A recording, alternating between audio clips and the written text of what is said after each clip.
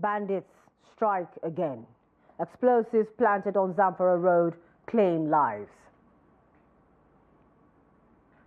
Senate forms committee for comprehensive review of tax reform bills. Parents call on Bauchi state government to address health workers' welfare. On the foreign scene, Israeli strike hits Gaza food distribution site, killing 4 children. Hello and welcome to Trust TV's news update. I am Chiamaka Nwafo.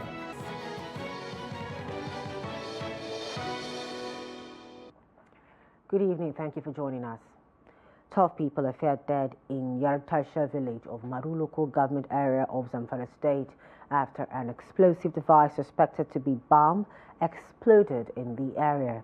The incident was guarded occurred around 8 a.m. on Wednesday after a commercial driver conveying passengers to Dansadal town ran on the device suspected to be planted by bandits. This is the second time an explosive device planted along the Dansadal road is exploding within a week after a similar device suspected to be planted by bandits exploded last Sunday after being hit by an 18-seater bus, killing only the driver on board. The resident of Yartaisha village, who doesn't want to be named, said the driver of the car, a Volkswagen Golf model, ran onto the device, which instantly exploded and scattered the vehicle into pieces.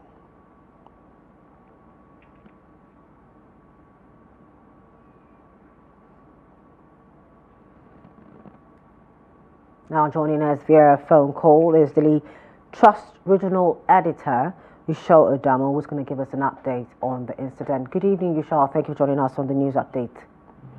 Good evening. Can you give us an overview of the situation, what exactly happened and what's currently happening at the moment? Well, what actually happened was that it was an explosive device that was planted under a local bridge along Lansadaru Road in Maru local government area of Zamfara state, expectedly in the night. And in the morning, today in the morning, a commercial driver was passing through the road and he stepped on the device and it was exploded.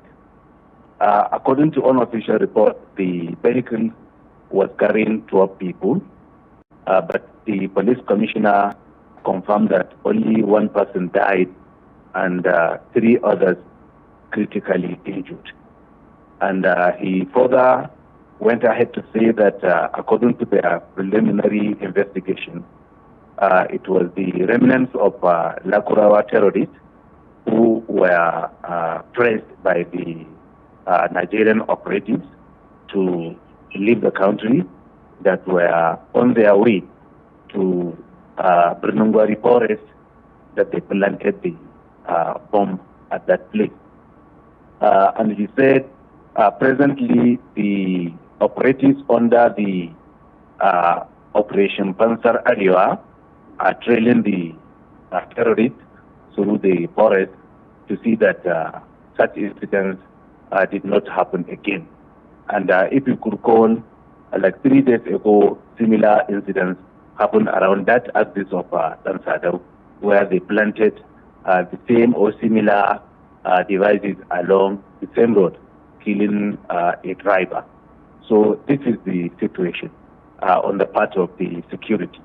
On the part of the residents, sincerely speaking, people were seriously panicked because some of the people I have spoken with, they were saying it seems the terrorists have developed a new strategy of operation, which will make traveling by road difficult for them, because unless the government and the security take decisive measures to address the situation, it could be difficult for them to continue moving around by road. So that is the situation presently. All right, thank you, Yushal, for that. Now, you said, of course, we know now this is the second one that's happening. what is the security operatives doing in terms of going about to make sure that there are no more hidden explosives that could, turn up and blow up people to prevent this happening again? Apart from just chasing these terrorists, are they going about checking for these explosive devices in that community? Well, in my brief chat with the CP, he was calling on the general public, especially the communities around those areas, to keep their eyes on the people moving around them and inform the security operatives any movement of suspicious person. Because according to him, this issue of security is able to disappear, and unless they get the usable information from the community that are living there, they cannot be there, and that is the only way the community will help the security to address the situation. All right, just before you go, earlier you said that, just for us to confirm and have the information correct, according to the police commissioner, just one person died, not 12 people. Yes, this is what the CP said. He said only one person died and 3 others are injured, and they were rushed to the general hospital in Bansado for medical treatment. All right, thank you so much, Isha Adamo, for that update and the clarification. Hopefully these people are caught and this situation is, brought to rest. Thank you. Now, over in Kogi State, the government has ordered the immediate closure of Zengo Market and also banned roadside parking of trucks in the vicinity that is located along Lokoja-Okene Highway in Adavi local government area in the state. This was contained in a statement signed and made available to newsmen in Lokoja on Wednesday by the State Commissioner for Information and Communication, Kingsley Fawon. The statement noted that the government took the decision in response to the growing security concerns in the area, particularly Osara and its surrounding environment. According to the statement, the state government is giving market operators and truck drivers a 1-week grace period starting Wednesday to adhere to these directives. Accordingly, the state governor has directed the secretary to the state government to officially communicate the order to all relevant parties, including law enforcement agencies, to ensure seamless compliance. Over in the east, the Joint Security Taskforce in Imo State, also known as Operation Udoka, said it has discovered some shallow graves in the Aku community axis of Okigwe local government area of the state, where members of the proscribed indigenous people of Biafra, IPOB, and its armed affiliate, the Eastern Security Network, ESN, allegedly bury their victims.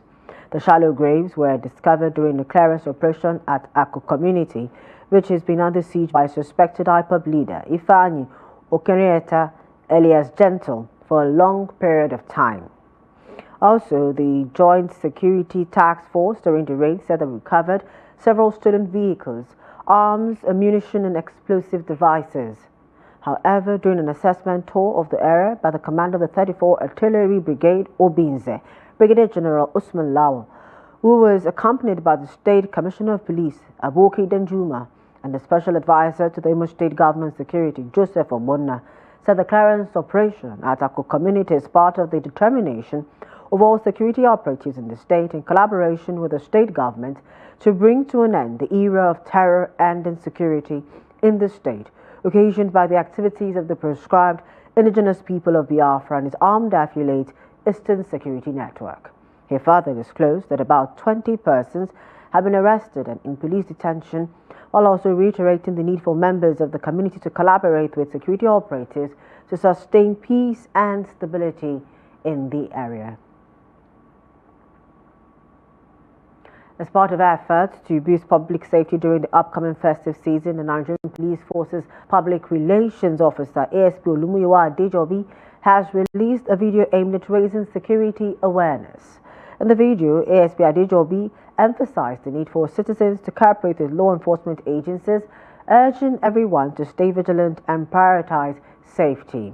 He said although the festive season is a time of joy and celebration, it also presents opportunities for criminal elements to exploit security lapses. Adejobi assured that the NPF, that is the Nigerian Police Force, has deployed extra personnel nationwide to monitor high-risk areas including marketplaces, religious centers, and entertainment venues, while encouraging citizens to use emergency hotlines for swift responses to security threats. The Nigerian police force stressed the importance of collaborative efforts in maintaining law and order during the festive season. This time around, we're in Ember month, we always like to remind ourselves of certain things we need to take note of for our safety and for the safety of our people, and of course for perfect protection of our society in Nigeria. Anytime from September, October, November up to December, we say Ember month. And unfortunately, this period is always characterized with purported ugly incidences, which of course to me, I don't want to subscribe to that these months are full of evil things, crimes, criminality. Fine. People may want to step up their games, particularly men of the underworld. They want to step up their games this period to acquire illegally, to gather money to celebrate this period. But we know that with the effort being put in place by the police and other security agencies, we can actually suppress whatever they want to do. But we cannot do it alone. We need your support. We need the understanding. We need your cooperation to collaborate with the police and other security agencies to actually decimate the activities of these men of the underworld. Now, the Red Chamber on Wednesday yielded to public pressure by suspending deliberations on the 4 controversial tax reform bills sent in by President Bola Tinubu until contentious issues are sorted out. Senators now mandated the Committee on Finance to hold any further action, including public hearings, until further notice. In a move to address the disagreements, the senators established a 10-member committee tasked with engaging with the Attorney General of the Federation and the Minister of Justice, Lateef Fagbemi, to address the areas of contention. The announcement was made by the Deputy President of the Senate, Barau Jibrin, who presided over plenary session on Wednesday. He said the Senate Minority Leader, Abba Moro, would lead the senators to the meeting on Thursday. President Bola Tinubu had on Tuesday directed the Ministry of Justice to work with the National Assembly to address the concerns raised by different stakeholders on the tax reform bills. With respect to the issues surrounding the tax reform bills, all the areas of disagreement, and resolve them for the interest of this nation. It is therefore proposed that by tomorrow there will be a meeting with the committee that will set up here and the leadership to sit down with the Attorney General to look at those issues and resolve them. It's on this note that the Committee on Finance that the bills have been referred to should hold action on public hearing and other issues until we resolve these issues. We go to Bauchi State, where parents engaged as community volunteers have called on the state government to prioritize the welfare of health workers to improve immunization coverage across the state. The volunteers, part of the Fathers for Good Health initiative, made the call after separate awareness campaigns in Misau and Ningi local government areas. Trust TV's Adamu Imam completes the report. The selected parents at the community level, known as Fathers for Good Health initiative, were chosen to educate members of communities, particularly household, on the need to allow their wives to attend community health engagements on immunization days. Aliya Huza and Wakile Haruna, both participants from Ningi and Misau, share their experiences. Our people need to pay attention to their health. That is why we are volunteering. We talk to them about the importance of being healthy, because whatever you have, if you are not healthy, you won't be able to take care of your family.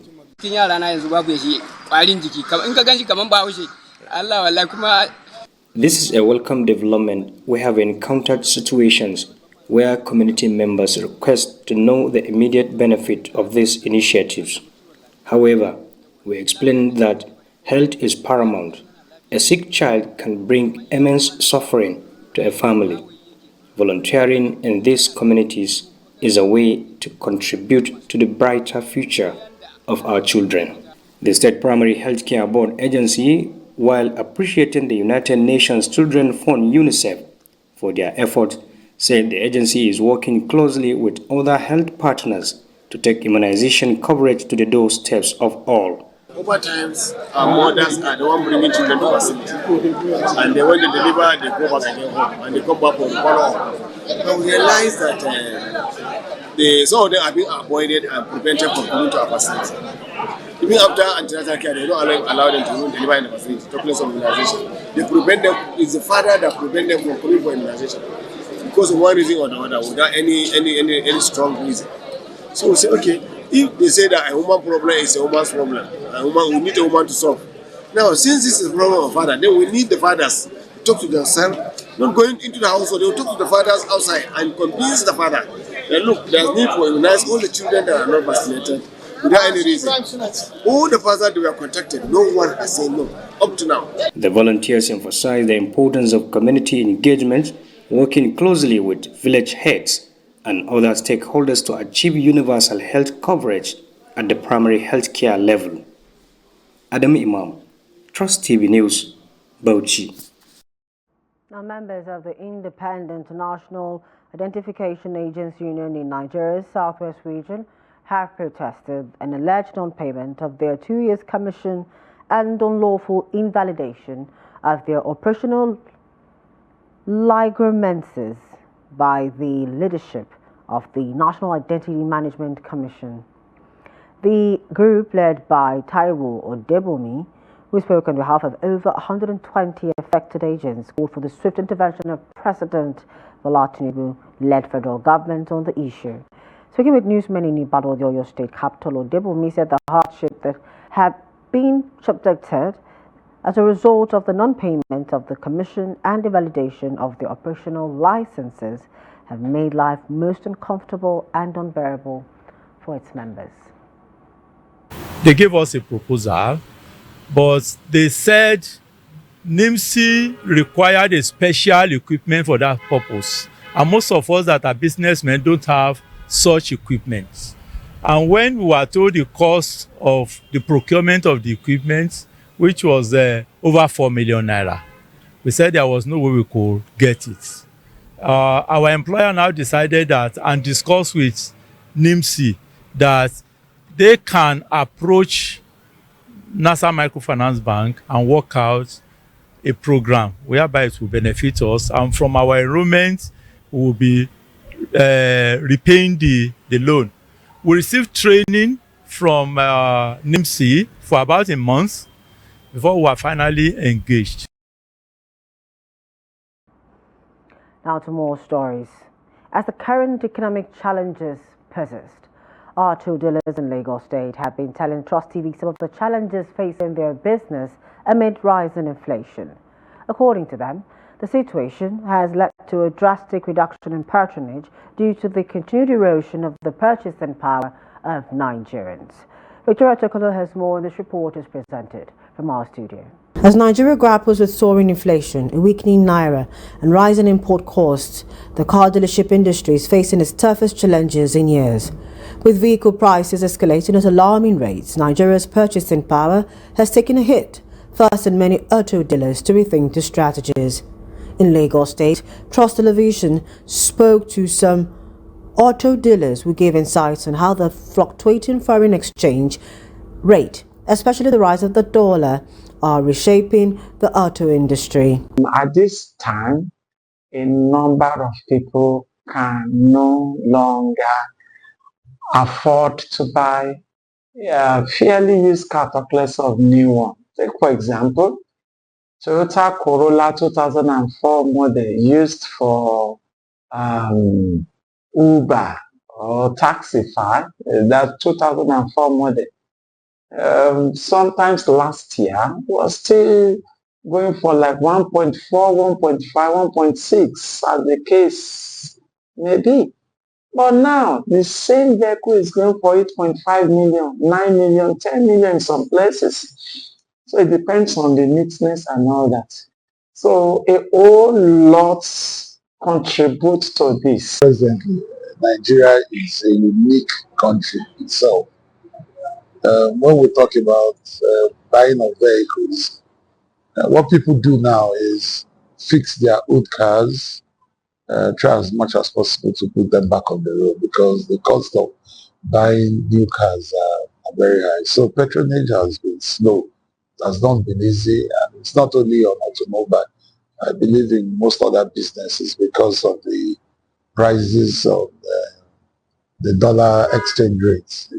It fluctuates, it goes down, and goes up 20 times more when it goes down. So it has not been easy for us generally. So the prices are outrageous, and most people cannot even afford to buy. Like in those days, we usually sell Toyota Corolla for 1 point something. The Toyota Corolla for 1 point something now is about 8 million plus. So you look at even more than 5 times the price before. So everything is outrageous. The import duty is much, the dollar is much, a dollar for 1,750. So that is just the problem. The drastic rise in prices of vehicles has forced many Nigerians to reconsider their car buying habits. People who could once afford imported, fairly used vehicles are now opting for cars already registered in Nigeria due to price considerations. With the present economic situation in the country, auto dealers are calling for intervention in terms of economic diversification. The Managing Director and Chief Executive of the Federal Airports Authority of Nigeria, Tinubu Kuku, has warned all security agencies at Murtala Mohammed Airport, MMA in Lagos, to stop soliciting for kickbacks and tips from passengers. She has also vowed that any official caught soliciting for bribes would face stiff penalties. These were part of the resolution at a meeting with heads of security agencies at the airport meant to tackle the touting and harassment of passengers at screening points. At the meeting, Kuku launched Operation Air Clean, making it clear that she has the full backing of the Minister of Aviation and Aerospace Development, Festus Keyamo SAN, to sanitize the airport environment. Kuku stated that she had received numerous complaints from the Presidency and the Minister over activities of some security agencies operating at the airport. The FAN MD, who insisted that the complaints were becoming embarrassing, warned officials involved to stop forthwith. Away from Nigeria, an Israeli drone attack on a food distribution point in a house in the Nusayrat refugee camp in central Gaza has killed at least 5 people, including 4 children. Attack was wounded lists 3 medics in the Kamal Adwan Hospital in northern Gaza's Beit Lahia town, the 5th by Israel's military and the medical facility in recent weeks. Israel's genocide in Gaza has killed at least 44,502 Palestinians and wounded 105,454 since October 7, 2023. In Lebanon, at least 4,047 people have been killed and 16,638 wounded in Israeli attacks since the war in Gaza began. Meanwhile, U.S. Secretary of State Antony Blinken says the ceasefire in Lebanon was holding despite a series of accusations by Hezbollah that Israel had violated the terms of the deal. And in sports, Crystal Palace captain Mark Guehi will face no formal action from the Football Association (FA) despite wearing an adapted rainbow armband for the 2nd time this season. Recall that Guehi and Crystal Palace had been reminded of FA kit regulations after the player wore an armband saying, "I love Jesus," in Saturday's Premier League match against Newcastle United. Guehi then wore one stating, "Jesus loves you," against Ipswich Town on Tuesday night. Premier League regulations state that the appearance on or incorporation in any item of clothing, football boots, or other equipment of any religious message is prohibited under Rule A4. However, according to the PA News Agency, the FA will still not take action against the 24-year-old defender. Reports say captains have been wearing rainbow armbands in the last 2 rounds of Premier League matches as part of the Rainbow Laces campaign. The campaign offers support to the LGBTQ+ community in football and beyond. That's it for news updates at this time. For more of our news, programs and documentaries to world, follow us on our social media platforms and our YouTube live stream.